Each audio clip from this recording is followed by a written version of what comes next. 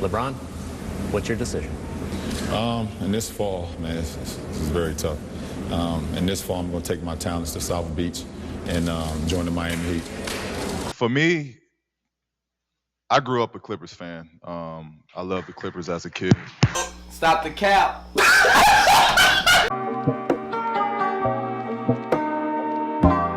Let me take you back to the summer of 2010. LeBron James is a free agent. Teams are flying to Cleveland to pitch to him. The whole league is holding its breath. And when he finally makes his decision, he broadcasts it on live television. That was NBA free agency at its peak. Now fast forward to today, you refresh ESPN in July, and nothing. A few minimum deals, a couple of extensions, maybe a sign and trade that took 3 months to negotiate, and everyone's asking the same question: what happened? Here's the answer most people miss. Free agency isn't dying because players stop wanting to move. It's dying because the league was re-engineered to make sure it never gets out of control. Thank you, Adam Silver, and thank you, CJ McCollum. And once you understand how, you'll never look at the NBA offseason the same way. To understand what's happening, you need to understand one thing: the second apron.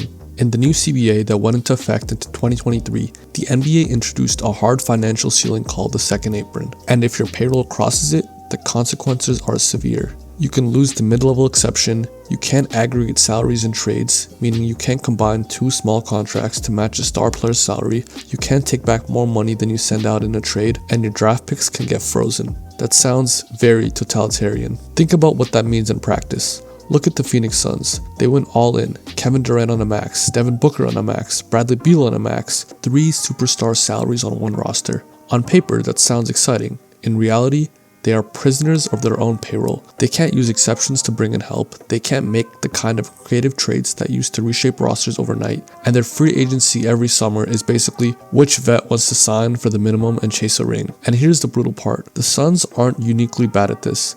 They're just the most visible example of what happens when you cross the line. The second apron doesn't just punish bad contracts, it punishes ambition. If you try to build a championship roster and something goes wrong, an injury, a player doesn't develop right, a trade doesn't work out, you're fucked. You cannot maneuver. The tools are gone. So what do? They stop taking risks. And when teams stop taking risks, free agency dies. Now here's where I want to draw a comparison that I think really puts this into perspective. Think about what's happening to the middle class in the real world.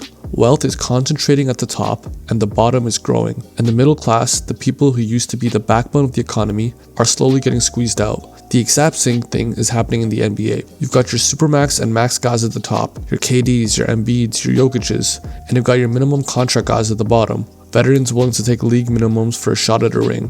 What's disappearing is anyone in between. The solid $18 to $25 million guys, the reliable starters, guys who don't crack top 10 in any category, but give you 17, 6, and 5 and play solid defense every night. Teams used to love those guys. Now, those players are a liability. Because here's the math a GM has to run now. If I sign this solid starter for $22 million, does he push me closer to the second apron? And if he does, is he really worth losing my flexibility over? And more often than not, the answer is no. The perfect example is Gary Trent Jr. This guy was averaging 17, 18 points a game in his prime years with Toronto. His last season with the Raptors, he was still putting up 14 points a night on 40% from 3. He's a legitimate shooter, exactly the kind of player teams say they want. And he's on a minimum deal with the Bucks. Not because he can't play, not because he stopped being useful, but because no team was willing to commit real money to a player who profiles as a good starter but not a star. He doesn't move the needle enough to justify the cap implications, so the market just passed him by.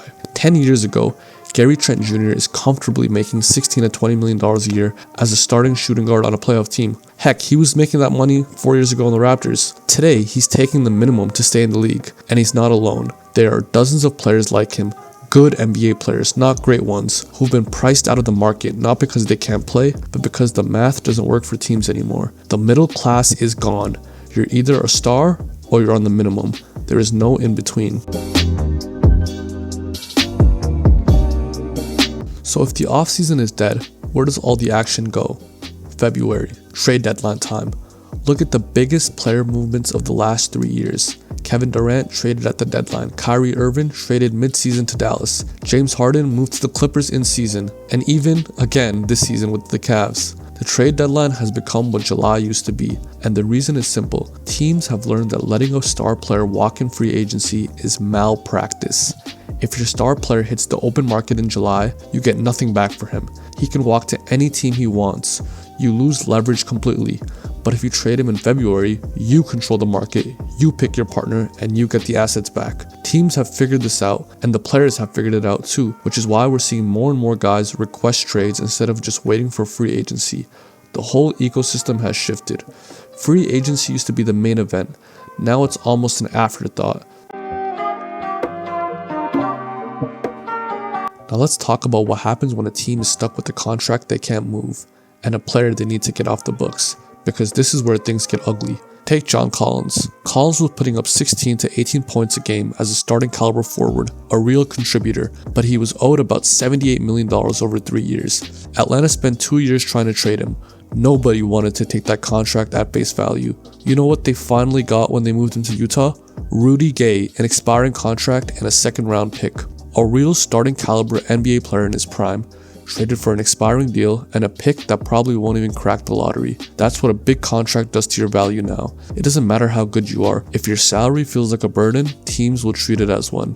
And then there's Bradley Beal, who's still putting up 23 to 25 points a game. Washington moved into Phoenix and got back Chris Paul, who they immediately waived, Landry Shamet, and a handful of second round picks for a 25-point scorer in his prime. Why? Because Beal had a $200 million contract and a full no-trade clause, one of the worst contracts in the league. That combination is essentially a poison pill in today's league.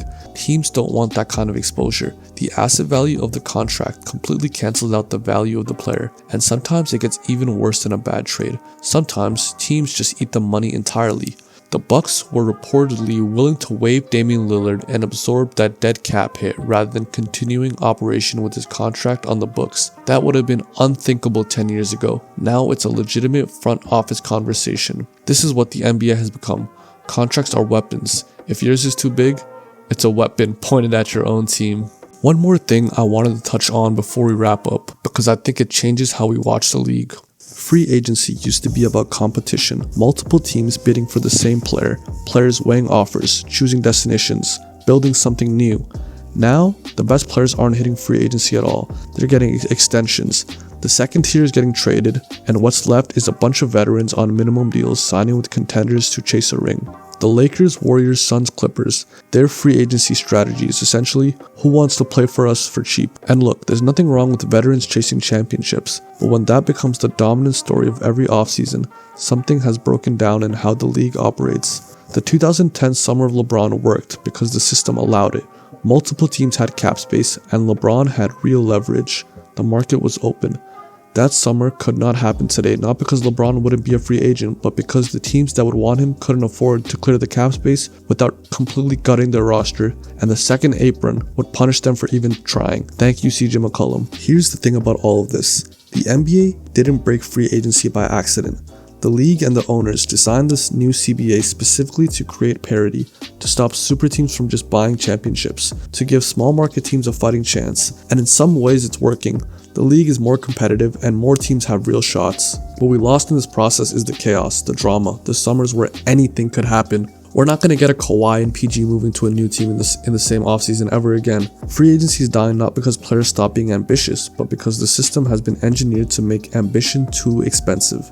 Everything has to be calculated by nerds. Contracts are analyzed for apron implications before the ink even hits the paper. Trades are structured around flexibility and preservation, not just the basketball fit. And players who don't fit neatly into the max or minimum model get squeezed out entirely. The middle class is gone, the trade deadline is the new July, and the big free agency moments we grew up watching are gone. You can also look at this as a metaphor of how the current West is working. Everyone in the middle is getting completely fucked, and the rich are getting richer and the poor are getting poorer.